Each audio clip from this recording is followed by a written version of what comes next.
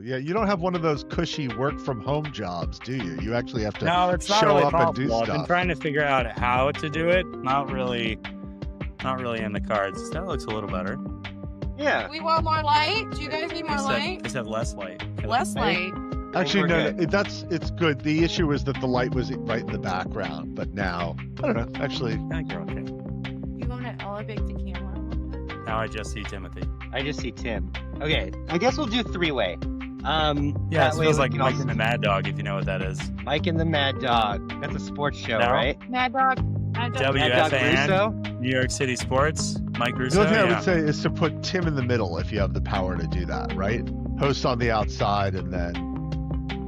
Hey, people yes, pay a lot of money for me to do what I'm doing for you. I'm accepting with great gratitude everything that's happening. Tranquility Base here. The Eagle has landed.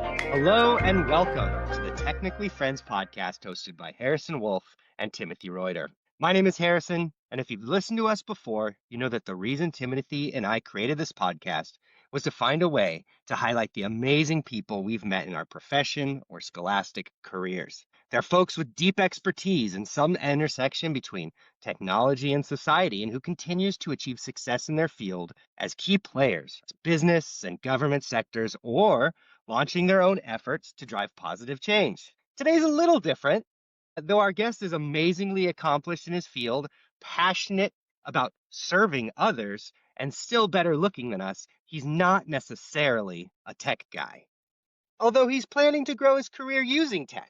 So there's that. But if there's anything we love talking more than tech, it's food. No, he's not from tech, but I think our many, many, many listeners will find something inspiring here. I'm Timothy. In general, the people we talk to are on their way up. Not the well-established C-suite, but the new executive, the director who's navigating their career, or the youngest visionary founding startups from the ground up.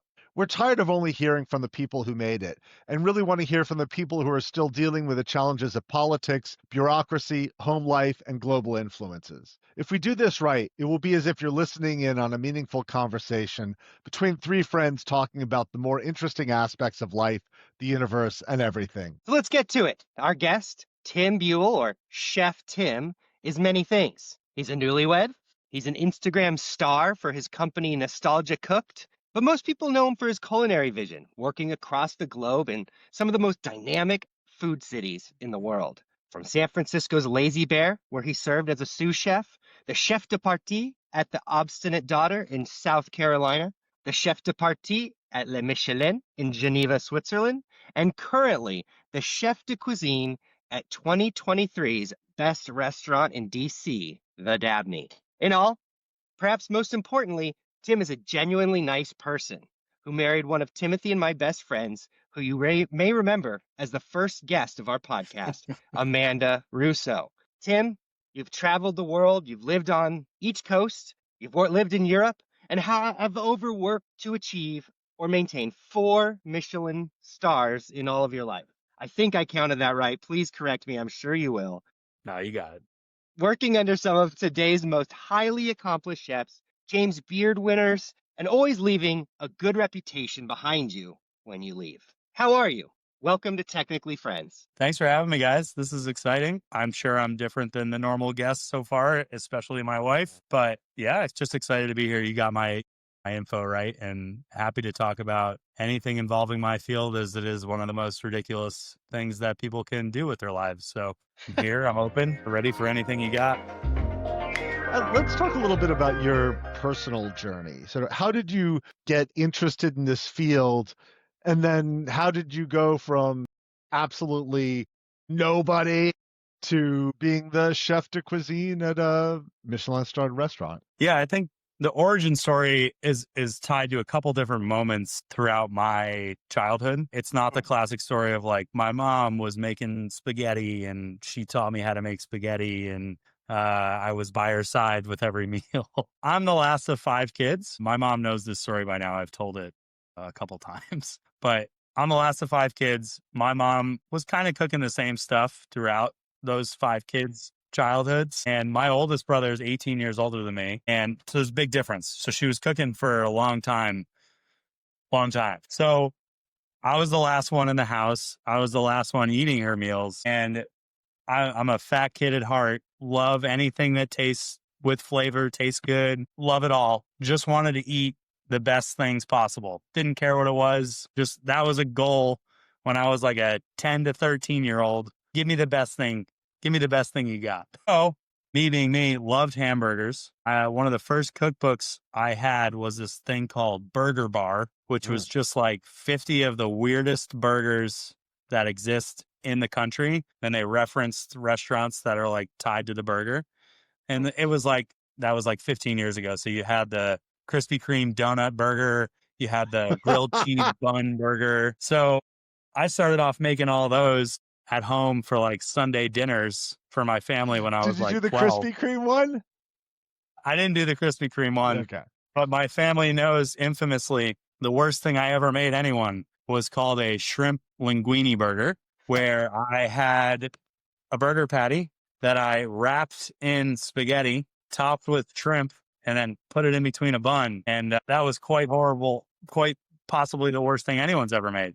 Anyways, wanted to cook, wanted to eat the best things possible. Like that was, for some reason, in my head, that's what I needed out of life. I want to eat the best things possible. So it didn't even start from a cooking engine. It was from a purely eating. I love this with all my heart. I mean, how do I find the best thing possible to eat? Then I grew up a little bit. I needed a job, needed some money. I became a dishwasher at the local Italian restaurant, Testo's, in Lansingburg, upstate New York. Shout out to And Testos. that is where I touched on it briefly, the chaos, absolute insanity as a 16-year-old thrown into this place, very much like the Anthony Bourdain pirate ship. Who are all these people? What's going on here? Why am I here? How do I possibly fit into this scenario? And then it was kind of like a clicking moment of like, man, I love to eat, and I could have the power to put those two things together and cook something amazing while eating something amazing, and I could just do it myself. And that was kind of like the origin of why I started doing this. And then from there, it was like, okay, if I want to truly eat and learn the best things, I should probably go and do it with the best possible people. Went to culinary school at the best culinary school in the country, apparently. See, Yeah, which I talk fondly of. I'm not hating on them. It's a good school. It's Yeah. just a lot of money. And at this point, that can be a different topic. But went to the CIA, found the best externship, met a really close friend at Blue Hill at Stone Barns, is where I did my externship. Met the grill cook there who became one of my closest friends. He hired me to move to Charleston, learned from him. Then I moved to San Francisco because Lazy Bear was one of the most unique restaurants I've ever stepped foot in. Met my wife, moved to Switzerland, and the rest kind of just keeps going. But I feel like I've been talking for too long. No, that's good. So, I mean, it's sort of, you just made a commitment to yourself. I want to pursue this at the top level, and therefore I am going to find the top people, Exactly. which actually does require a sacrifice, right? You have to be willing to go wherever the hell those people are, Yeah. which is different than saying, I just want to, cook some good stuff and, do decently. Yeah. I think so. My brain was intertwined with two things of like the deliciousness part of it, but also like the work ethic and the chaos that are required was something that was intriguing to me. I think my dad set a great example for me as a kid of just like working all the time just to kind of make ends meet and like doing whatever he could just to provide for the family. I think the path that I'm on is a different path now of like, I want to be the best and I want to do the best, and that will get me, to be able to provide for whatever I need. But like the original job was so hard. Yeah. It was so challenging of like, after I was a dishwasher, I worked at this place called Slide and Dirty, which was Good Morning America's Food Truck of the Year, 2008. Shout out to Slide and Dirty. Slide and Dirty. It's a They good opened a name. brick and mortar. They opened a brick and mortar restaurant in my hometown, and even that, I was working 12-hour shifts when I was in high school on my days off, just because. No, I didn't need to. I wasn't trying to pay rent or trying to do anything. It's because I really genuinely wanted to, because I loved it, and I think something along the way triggered me into like absolutely loving and wanting to do everything I can for anyone that I decide to work for, of like, I want to make this the best possible thing. And I think you got to find the people. Like Slide and Dirty is a good place. They're great people, but like I knew that I wanted to do something better. And each step that I've kind of made along this journey has been searching for like the next best thing. Hmm. And I think until I find the next best thing or next best idea or have my own idea, I just want to work and make it and make each day that I kind of bring to the table the best possible outcome. And that could be teaching people, that could be, listening to people vent for 3 hours on a Friday night from 11 p.m. till 2 a.m. somehow because they're that deep in the psychological weeds. It's like this job has become much more than cooking over time. And I think you touched on managing people as like one of the trickiest parts of this realm. So I could just listen to you talk about being a chef forever, right? It sounds to me like this is what it looks like when somebody finds that intersection between what makes them happy and what can put food on the table in more ways than one, I guess. But I guess my question for you is, do you have a vision for when you've made it? Like when you've got to that place where you've said, I have succeeded. This is the thing I want to do now for a long time. Is that in your mind, or is it that daily I want to look to the next thing that just inspires me? Well, I've not talked to anyone like firsthand of people who've said, I want to do this, then they do that, and then they're extremely happy. I feel like you don't really run across those people. So I feel like for me, I used to say, even coming out of culinary school, like, I want to open my own restaurant. I want it to be X, Y, and Z. That's going to do great. Bada bing, bada boom. I'm successful because I have this great restaurant. I think the warning signs from everyone are true in the restaurant industry. Like, you have to know what you're doing in order to open a restaurant and make it successful. So I think what I'm trying to do right now in my day-to-day existence is build up every possible tool so that I can do anything that I want to do. And I know, and I've seen the most of what I can see before I feel like I'm ready to take the leap into like individualism and do my own thing, because so many things go wrong that costs so much money in this industry that you have to be even a step further than the insanity that I was describing earlier. It would be a bad idea to like put everything you have into one idea. So what I've been trying to do over the past few years and during COVID is figure out what's going to make me happy. So like you talked about the Nostalgia Cooks thing earlier, the TikTok channel that I created trying What to is help it? play. What's your Don't get yelled plug at. it? Don't get Don't yelled get at. yelled at. So I wanted to bring this up actually. I love that name, right? And I love Yeah. the videos. I subscribe, and on Instagram at least. I don't do TikTok, but Yeah. Don't Get Yelled At, I think, is one of the best tutorial names I can think of. Because what are we all afraid of when we start something is I don't want to get yelled at. Absolutely. And what is it? Like, how'd you come up with that? What'd you think? I mean, I'm sorry to So, derail your answer, but man, I no, love it's a that. good one. It's a good one. So my old boss, Tim at Lazy Bear, A lot of Tims was these days. Too many Tims. there's also a Tim who's the culinary director at the Dabney right now too. Oh, Anyways, that is too much. Too many Tim, Tims. so I hope he hears this because I've always shouted him out as the origin of it. He used to freak out at people who couldn't tie a trash can properly. Like restaurant trash cans are very different than home trash cans. It's not the same thing. You can't just slide the bag in and hope everything's going to be okay and then take the trash out whenever you want. In a restaurant, a trash bag gets changed at least 3 times a day throughout the day from 7 a.m.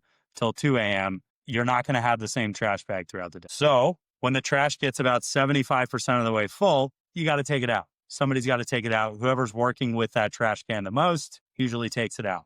That person is also usually responsible for putting a new bag in, tying it properly so that the heft of 75% of a trash can will not rip the bag, will not be tied in a way so that you've tied it here when there's that much room in the trash can and you can't go. So one day during COVID, when I was the only one in the restaurant, I said, instead of me getting yelled at 100 times because my boss is upset because all these people don't know how to tie trash cans, I'm just going to make a video and then I'm going to show every new person that comes into the restaurant, this is how you tie a trash can so that I personally, me, will never get yelled at again because you can't listen to instruction how to put a trash bag in a can.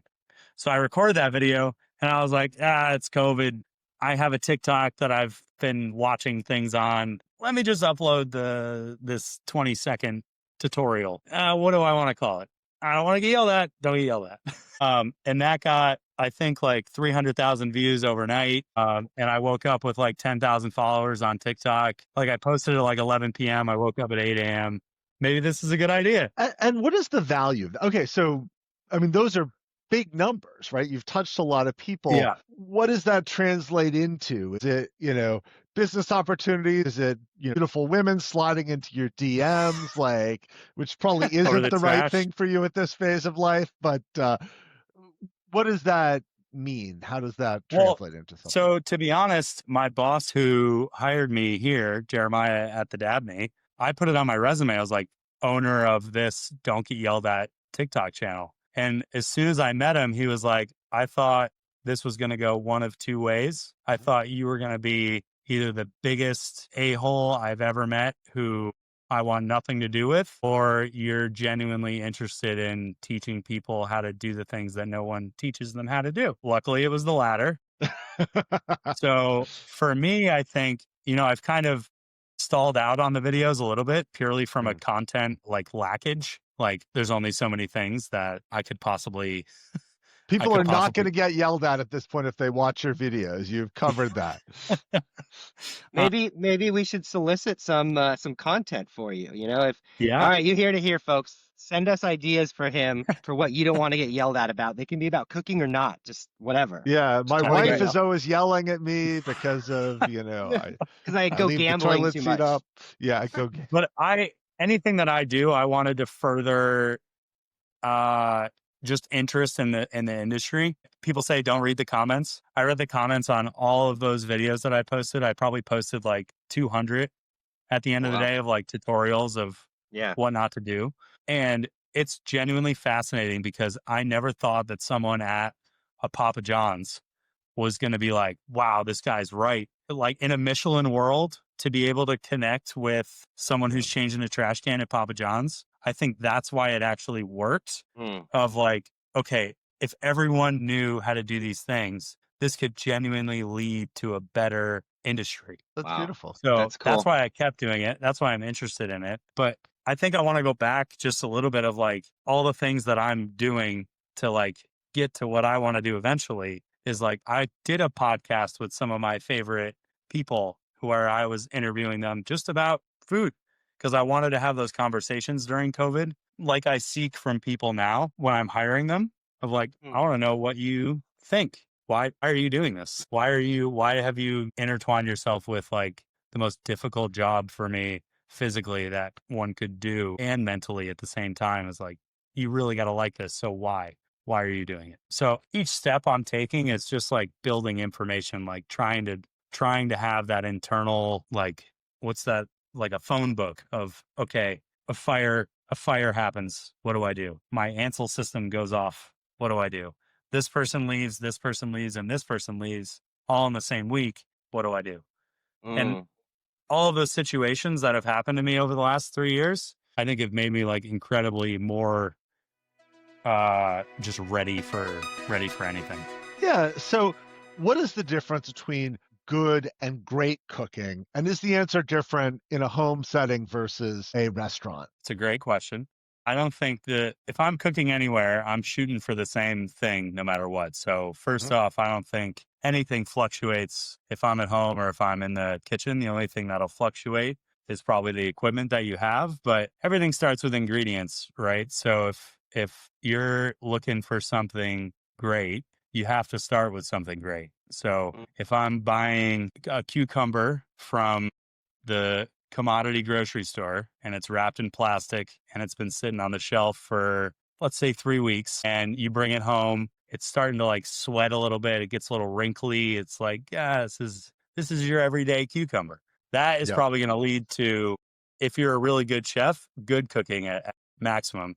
If you're average, it's what the cucumber is. Now, if you want great cooking, cucumbers have a season from the beginning of May, at least in DC, the beginning of May till at most the first week of August. And then you get 2.5 months of the best cucumbers ever. And then you don't eat a cucumber again until next May.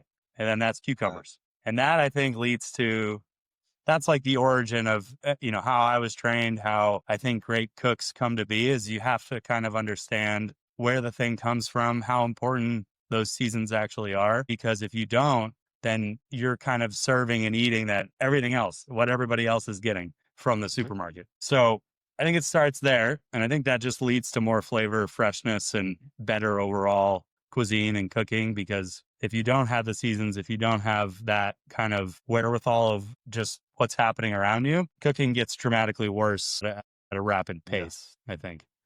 So let's just take it one more notch, though. So we have to start with great ingredients, because that does sort of provide something of a ceiling for how good you can get. But you can give me great ingredients, and True. you're not going to get the same cooking that we will get from you. So what do you know that I don't know that's going to make it truly worthy of that Michelin star? Yeah, I think it's, from that point, it's flavor building, right? It's like I'm going to keep going on cucumber because cucumber is what's in my head, but you slice a cucumber, you being a normal person probably knows, you should put a little bit of salt, maybe some vinegar, maybe an herb, maybe like a mayonnaise dressing, some kind I of dressing. appreciate your overestimation of me. I'll take it, but continue, please. That's the normal kind of range in that mid-level of like home cooking. And your average cook that walks into a restaurant now is like salt, fat, acid, heat is what people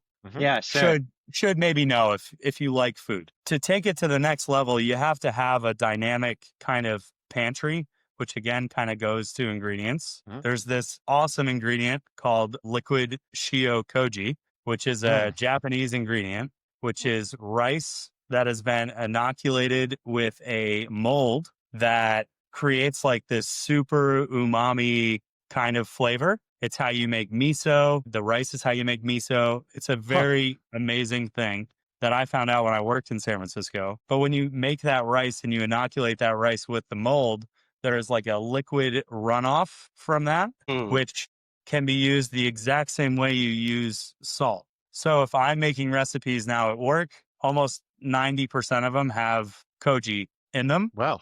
Because it's like an elevated salt perceptor. You get like a more depth of a background. You get like weird rice flavor, weird like apple cider, salty flavor. So this depth of cooking, that's one ingredient. If I'm working for like hot sauce, for example, I could use Frank's hot sauce from the supermarket, or I could have hot sauce that I made myself from the peppers from the farm 30 minutes down the street, that I fermented myself for 3 weeks, and then I let sit for a year, and then I blended with vinegar that I also made, that now I'm using that product instead of commodity hot sauce, which is probably made in a factory somewhere using 45 ingredients just to make it shelf stable. Those are two salt and heat comments. Fat, instead of using like a vegetable oil, I could have like dry aged beef fat that I have from all my ribeye trim that I have laying around that I decided to save and freeze and then render. And now I have an elevated fat depth of flavor. So with each category, I think of things that you should have on the plate regardless. The more in depth you get with each salty thing, fatty thing, and heat and acid, all those things can be elevated by you. If you find the right ingredients, if you find the right thing that you're looking for, each thing can be elevated, and it's up to you. So you have the power to increase your cooking skills just by kind of searching for those things first. And then from there, there's a ton of tricks that I could go through that like people probably skip at home that you're missing out on like a great soup because you didn't reduce your stock a little bit, or like a great red sauce because you didn't add wine at the right moment and deglaze your pan and reduce the wine. So now you have like a thing that tastes like wine instead of like those background wine flavors. So I think there's two different routes I could go with your question. I went with the ingredient one because I think you Yeah. can double down on the ingredients when you don't even know it. But there is like the cooking little tricks that we can get into if you It's want. funny, something about the way you told this story made me think of a painter, right? Just Okay. really knowing their colors and what are the different paints that are going to create that feeling of Matisse or Picasso. Yeah. I I just hate to love seeing, compare yeah. myself to an artist, but like I think like psychologically you have to, if I need to make something delicious in 5 minutes because someone came into the restaurant and can't eat spinach, apples, pineapples, mangoes, broccoli, pears, all of that was one person, by the way, this past Saturday. Say you have to make something delicious in 5 minutes, you have to know what you have, right? So right Yeah. now I know exactly what I have in the walk-in at work from head to toe. I know 100% what's in there because at any moment I might need to make something fantastic in a matter of seconds What'd you for make? someone. We gave her foie gras with raisins, nuts, and bread, like little toasted bread. We already had foie gras. She was good with foie gras somehow. So that was her first course. We gave her like a roasted vegetable salad for a second course. And then she was good with the beef entree that we already had on the menu. So Perfect. thank God for Not that. picky. But yeah, she actually, I'm going to shout out people who have dietary restrictions really quick. She knew she had a lot. So she came into the restaurant with a business card that had all of her things she could not eat and handed it to me on the way to her table and said, "Thank you for understanding." The best Wow. situation. I've Ah, never heard of that. And that really is sort of honoring both themselves, but also the people they're interacting with to make it as easy Yeah, as possible to yeah. accommodate that. Makes you yeah, want to work for her and like do good by her. That's cool. exactly. That's really neat. Sorry, I got a little off track there. No, that's fantastic. This podcast could be called Let's Go Off Track. So, Off track racing. OTB. you We know, might rebrand. there you go. One of the things that I really am impressed by in life, right, is some of those professions and skills that have lasted since humanities have evolved from the Neanderthals, right? And one of those things I'm imagining is cooking, right? You probably always put the person around the campfire who could char the meat the best in charge. Or, as inns and towns became relevant, people started traveling more, you would go to those places that the best food could be found. And you are now a part of that tradition, which is far different than my experience, developing policy and working for behind a desk, right? But one of the questions I always think of is how has new technology, the internet, social media, AI, maybe even moving into those things, how does that change your creativity or your approach? Are you thinking about using AI in getting help on menus or finding Mm, the freshest food, or is it just using social media to advertise and get your name out there? Like, how do you think about this in a context of like such an old profession that people already love right. when these new things come out? I think it's a great question because I've just the whole restaurant has kind of just dive into the ChatGPT world because Mm, usually restaurants are far behind in any technology or any kind of up and coming thing. Like people still hate to use Instagram, for example. We find it very difficult to like honestly portray what we're trying to do via hmm Instagram because it always feels forced and it always feels like a difficult thing to accomplish. ChatGPT, for me, creatively, has kind of unlocked a new kind of way to cook.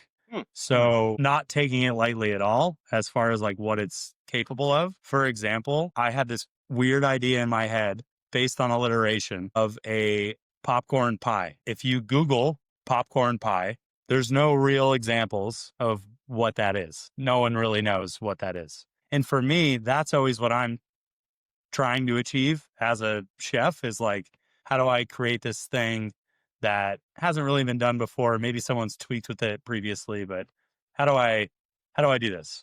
And it's really difficult to have those ideas for anything really, because anyone has kind of created everything at this point. But popcorn pie, I had this idea. I wanted to steep freshly popped popcorn in a custard base and then pour that custard into a pie and bake it almost like a buttermilk pie, if you know what that is, or like a kind of like a cream pie. Okay. So I didn't know how to do that. I didn't know what the best way to go about it was. I'm not a pastry chef, so I don't have a ton of baking experience. So I said, hey, ChatGPT, I want to make this popcorn pie. What do you think the best way to do it is? So I got a basic custard base recipe from them without using popcorn, because I knew what I wanted to do with the popcorn. But to streamline this process, I had never made a custard base from scratch for a pie without someone telling me this is your recipe for a custard base. Mhm. So I said, give me a normal custard base. I'll figure out the popcorn part, and then we'll meet in the middle and make this pie. So the pie came out fantastic. My boss said it was one of the best things he's ever eaten. It's been a hit in the dining room. It's only 2 weeks old, so it's very fresh in the top of my head. Cool. And the recipe they gave me for a custard, perfect. All I had to do was figure out like the ingenuity creative part. So I ended up putting an entire 6-pack box of popcorn inside of one pie. And that's what gave you the proper pie flavor, like the proper popcorn flavor. So each slice of pie has one bag of popcorn steeped inside of it, Wow. which is insanity. That's Just to amazing. clarify though, so I'm interested, you didn't actually ask ChatGPT how to do the innovative part of integrating the popcorn. You simply asked it for The technical part. a basic custard Yeah. recipe. Why didn't you ask it for more of the whole thing? So popcorn's super tricky. If you steam off a bag of popcorn in your microwave, the aroma of popcorn is stronger than the taste itself, which you don't realize. Like you open the bag, you smell the popcorn. It's like, wow, that smells great. You walk into a movie theater. Wow, that smells great. So in order to get the taste level, like I did ask it, what do you think about the amount of popcorn? And the amount of popcorn that they originally gave me was 1/10 of the amount of popcorn that I actually needed, which I kind of knew, and my boss kind of knew going into it, because he's made like popcorn sauces before, and we've tried to use it before, and it always takes like an extreme amount. So I think that's where like the cooking experience comes into play. But I could totally see it in a few years of like, if people like me are using it as much as the world is currently using it, it will know eventually what the best move is. But that was super helpful because I would have had to go reference a ton of recipes, find all these different custards, figure out which custard even works best for me right now. And instead I could skip that entire step basically if you know how to read a recipe or kind of understand the logistics of what you're going into. It saved me at least like 6 hours of testing alone right there. Wow. Which is great. So that's a nice lead into my next question, which is, I know you said you don't like to be called an artist, which actually kind of surprised me. And I'd like to hear more about that. But one of the tensions of being an artist is often giving people what they know they want versus giving people what they don't know they want, or things that would be good, but they might not even want. So how do you think about that as you build up a menu? And why don't you want to be called an artist? I think of it as a great compliment. Yeah, I think it is a compliment, but I think like Harrison mentioned at the beginning is I'm here to serve others. I have to make a bit of a stance on it, because I think everyone, at least mass media, has said that like chefs are in this to serve others, and we're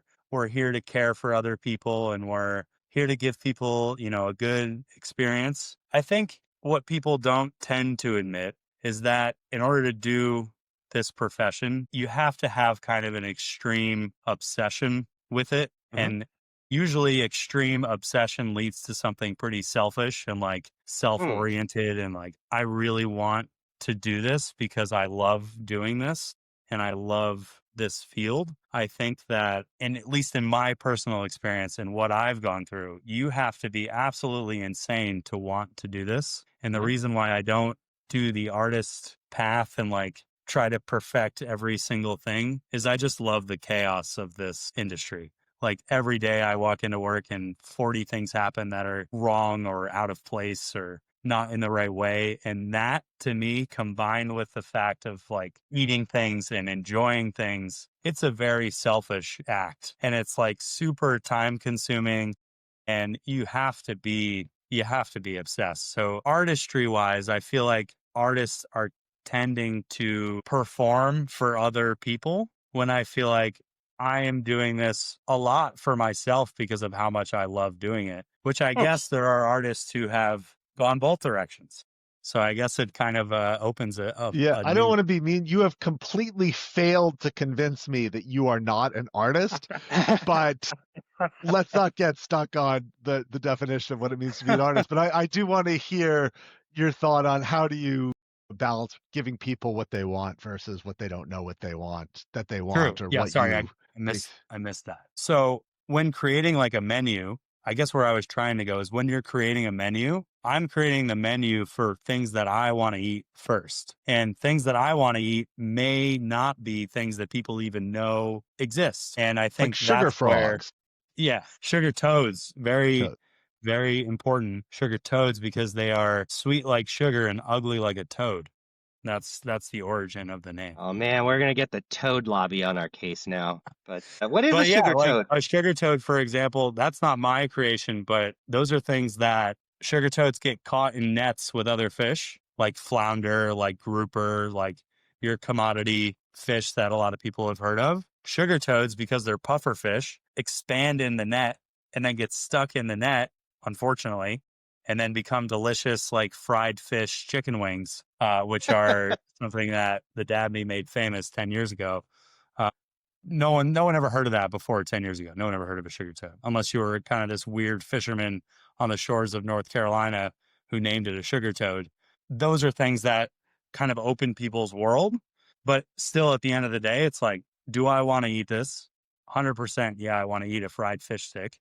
So let's figure out how to make it as kind of normal so that people will understand it. So something like that, if you were to cover it in this weird koji fermented plum thing that no one's ever heard of, that's two things that people have never heard of. They would never order it. So let's cover it in hot honey and sesame seeds and people might order it. And they do. And you can kind of see that with a bunch of different things of like mako shark or like no one's ever going to eat shark. But if you cover it in barbecue sauce and put it in a taco, someone's going to eat it. And you can go a bunch of different things like that, where I think that's where it's my job and chef's job to like kind of open people because we like it so much to open new people to it. So it becomes more popular. And now when I go out to eat, I can go eat a shark taco because I know it's good. And I You think know, did that answer your question? Yeah, yeah. You Yeah. A little start bit with more. what you love and then think Yeah. about how do you make it accessible to others. if you go to Atlas Obscura, which is one of my favorite websites and books, It's a and fantastic website. you look up sugar toad, it credits the Dabney as Hey, there we go. where to try it. Like that is the place to go if you want to try this food. So that's pretty cool. Yeah. I guess so. Building on sort of this idea of artistry versus chefery, or however you might define it, Yeah. I imagine at this point in your career, you've had to hire people and you've had to fire people and you've had to manage people. If someone were to come in and try to impress you, right, or Yeah. get that job, what are the characteristics you're looking for somebody who you think can be successful in your kitchen? You're not Or going to what like could my they answer. do? What could they do to really like turn you away and say, "Oh, not in my kitchen"? Well, I don't know if you're going to love my answer for the first part, but this is how kind of, Ingredients? Is it going to be ingredients again? no. Okay.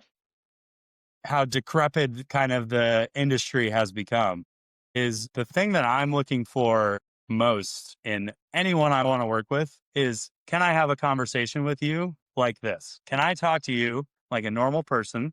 Can we have dialogue? Can you work while you talk? Do you show any interest in food? Do you know any chefs who exist in this country? Where have you eaten recently? Have you had a nice meal? Have you had a bad meal? Mm. Do you know how to walk around the kitchen properly? Do you walk with your head up and your eyes open? Do you say hello when you come into the kitchen? Do you say goodbye when you leave? It's very, very basic, like human tasks, because in all honesty, if I'm spending 14 hours a day with someone right next to them, I Yeah. need to know that they're going to be able to hang and like through a terrible time and through a good time, they can keep their wits about them basically. And it's not really, I don't think, an answer that people want to hear or expect when hiring, but maybe that's true for other industries at the moment too. I'm not sure, but like, I just want to have a normal conversation. And like, I Yeah. don't need arrogance. I don't need an ego. I don't even need to know where you've worked before because I can kind of see it within the first 10 minutes. This person wants to be here. They want to have a conversation and they're interested in what we're doing. And that's the part that's really been difficult about being in kind of like a mid-tier market versus a San Francisco or a New York City, which I've seen kind of both trends now. People don't really move to Washington, D.C. to cook, unfortunately. That's not really a goal that I think even a tenth of the percentage of a population has. They don't come here for hospitality. So to find people who are interested, which is the main thing that I'm looking for, is an extremely difficult task. But that's the answer to your first part. Yeah. But I guess you probably, and sorry, I just, uh, I actually found that very inspiring for, anybody who's interested in getting into cooking, because, you know, being honest and open and having a conversation is the way I learned how to do what I do, and the way Yeah. I think most people can grow the fastest is by working with others. So that makes sense to me. And you said you're in a mid-tier market, but I imagine you serve some of the most important people on the planet. I mean, you don't work at McDonald's, so you're not serving the president probably, but Yeah. what, do you have any, like, is there anybody that you've served that has really like made your heart sort of beat quickly, or, tripped you out? Or is it all just, you're just doing your thing and focusing on feeding yourself, which just happens to be a senator? I think like some of the people I'm not allowed to talk about, in all honesty, of Okay. who we've cooked for based on it's not politicians, but it's people who actually would make you sign an NDA not you can't say that I've been here. You Okay. serve P. Diddy? That's amazing. To answer the question, everyone who comes into the restaurant is just as important as the next person for us because Michelin recently did a documentary on Apple. I don't know if you saw it, but they're partnered kind of with a bunch of restaurants who did a documentary. We have no idea who the Michelin inspectors are, Oh, I and did we'll see never this a know. little bit. Yeah. We'll never know. So if you're not focused on every single person that walks into the building, and they could be sitting at the bar, they could be sitting in the dining room, they could have a reservation, they could not have a reservation, could be anybody. So if we take our eyes off the prize for this crazy, like athletes do come in, people who play for the Wizards and the Commanders, Mhm. they'll come in every once in a while, but like everyone is just as important for us. And I think that has to be true. Even your wife, just as important as anybody else when she comes in to eat? Is that? I think she's on her 15th visit at this point. I think we're probably coming close to the end of our time together. So I really wanted to get in with a overly invasive personal question here, Yeah. which is, what have you learned so far from being married, and does it feel different from being boyfriend and girlfriend? Since we went to your wedding, I thought I could go Yeah. there. And let's but, just say that was a hell of a wedding. Yeah. And the food was the fantastic. food was right? amazing. I think you said there were 10 Michelin stars across the rehearsal dinner, because you did like Yeah. this amazing Top Chef style cook-off kind of thing with all your Yeah. closest friends, which to any of them who are listening, like, that was the highlight of my year. Thank So, you. thank you. Yeah, the ceremony was fine, but the food was. Oh, short and That's where sweet. That's kind of ceremony. Yeah. Okay. Overly personal marriage question. Let's see. I think the biggest difference is that there is like witnesses, contracts, things that have been signed that like you have to do this because you want to do this. Here's a reminder. We're married. We're in this together. Let's figure it out together. And let's go step by step to figure out how to do it. And I think prior to marriage, you're kind of in the same house, you're doing your things, you're working to make, your life happy. But now it's like, okay, we're in this for the long haul. How do we do this, and this together to make our life better? And I think it's just like that the wedding was an awesome thing surrounded by our favorite people where we told everyone that like, we want to do this thing together. Let's do it. So I think it's like, it's a beautiful thing because it's something to hold on to. It's something to go back to in reference of like, okay, we're doing this for a reason. How do we do it together in the best way possible so we don't kill each other? Let's do this for the long haul. Let's take these certain steps.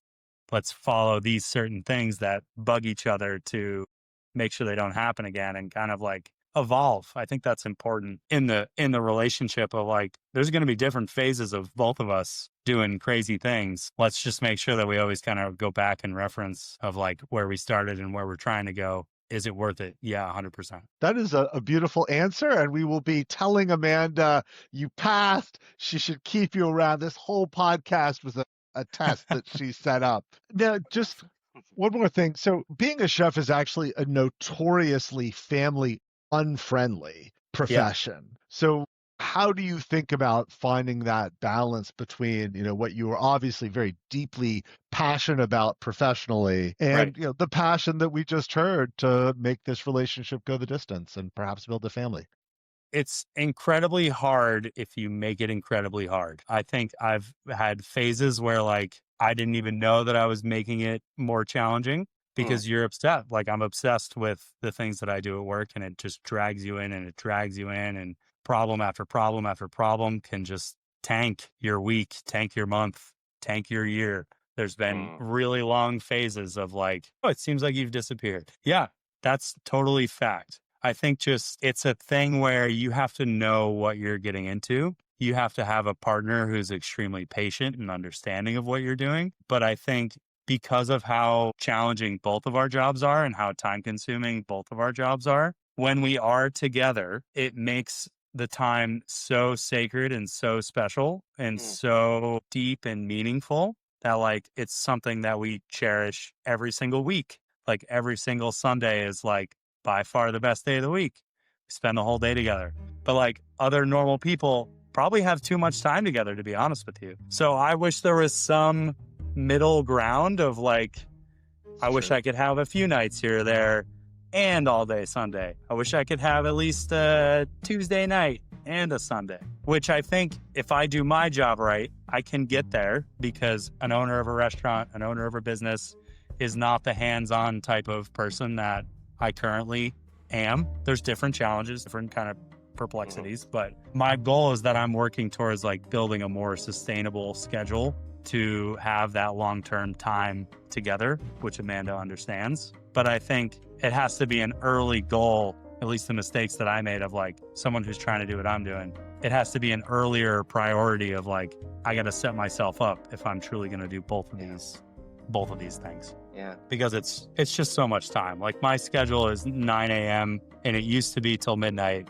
every day, five days a week. And like if you have a partner who's working on a Monday, like Amanda does, it becomes very strenuous. So we, to be honest, just value the time together and hold on to that time with everything that we have. Like when we were apart during COVID, she was in Europe, I was in San Francisco. It's like whenever we saw each other, it was like the best thing ever. And now I truly feel like every Sunday is the best thing ever because we get that time together. So I think just valuing time, valuing yourself is my advice of like, Wow. it's possible. Such a deep conversation from Tim Buell, from a Tim. Who would have thought? No, that was great. Tim, it's been wonderful talking with you. We could keep going on. I have so many questions. I have two final questions for you. Okay. The first is, what is one piece of kitchen equipment that you would recommend any home cook invest in? One word or a couple, just no explanation. Just say it, just whatever that equipment is, let me know, as well as like, wow. No, one word. Yeah. Okay. And then One word. the second is, would you say we're technically friends? First answer, sharp knife. I know it's 2 words. Sharp knife. Sharp knife. Okay, Sharp knife. perfect. And yes, I would say we are definitely technically friends. Warms my heart. Thank you, Tim. Thank you, Tim. Thank you, Timothy. Thank you to our listeners. It's been great to chat with you, man. I hope we get to spend some time. I can't wait to go back to the Dabney and eat some more food. The first time was amazing. Yeah, And, popcorn pie. I can't wait. Popcorn pie. Bye, everybody. Awesome. Thank you so much. Thanks. Thanks, guys. This is great. Thanks again for joining us today. We had a great time with Chef Tim. And, I think you got some cooking tips, some ingredient recommendations, and hopefully learned a little bit about what it takes to become a chef. And as always, like, subscribe, and share the podcast with anyone who will listen. We'd love to reach out and get to more people's ears and really share our friends with you.